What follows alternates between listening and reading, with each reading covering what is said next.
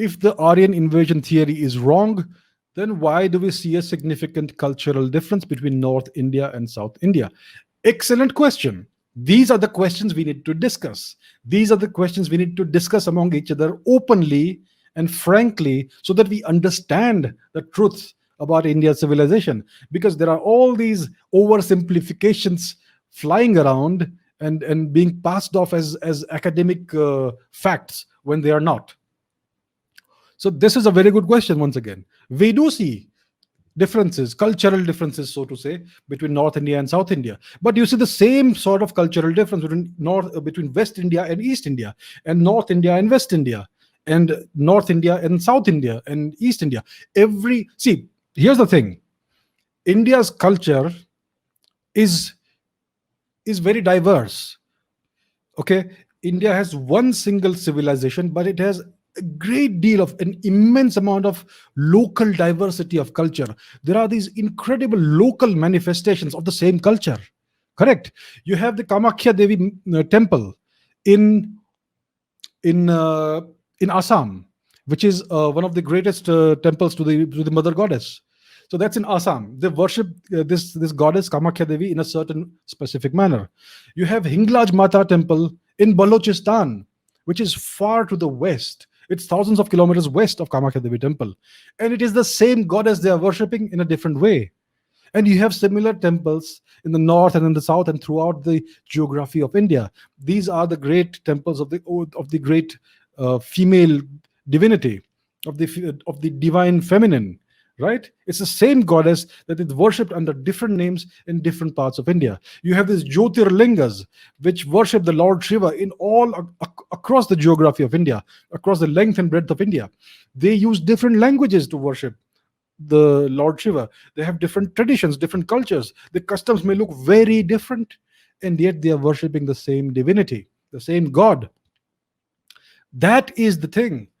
All these so-called cultural differences are superficial. They are cosmetic. That's what meets the untrained, uneducated eye. I'm not saying you are uneducated. It is that we are not taught these things about our own culture and civilization in our education system, and that's why we all remain uneducated about what really matters. So that's the thing. These local cultural manifestations are manifestations of the same culture and same civilization in a variety of different ways.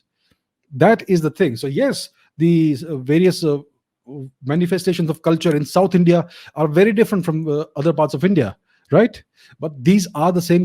These are all of the same culture. The Cholas, the greatest of Tamil dynasties, one of the greatest of all Indian dynasties, conquered the whole of Southeast Asia. And what culture did they spread across Southeast Asia?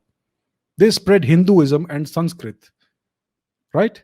I mean, what culture is this? Is there a cultural difference? The way this culture is practiced in Thailand is different. The way it's practiced in Burma is different. In Indonesia, in the Philippines, in Myanmar, in Laos, in Vietnam, in Cambodia, it's practiced in different ways. But it's the same culture. You get it?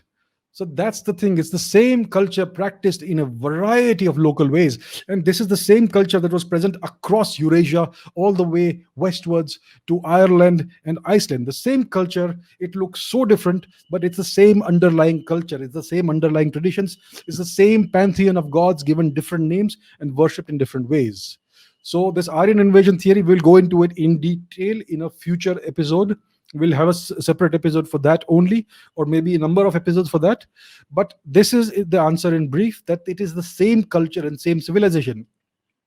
And the most important thing we have to remember is India is not a monoculture.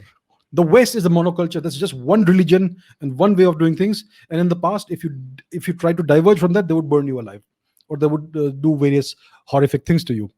That's why they were able to establish a monoculture across Europe, and it was at the expense of the indigenous native Indo-European traditions, right?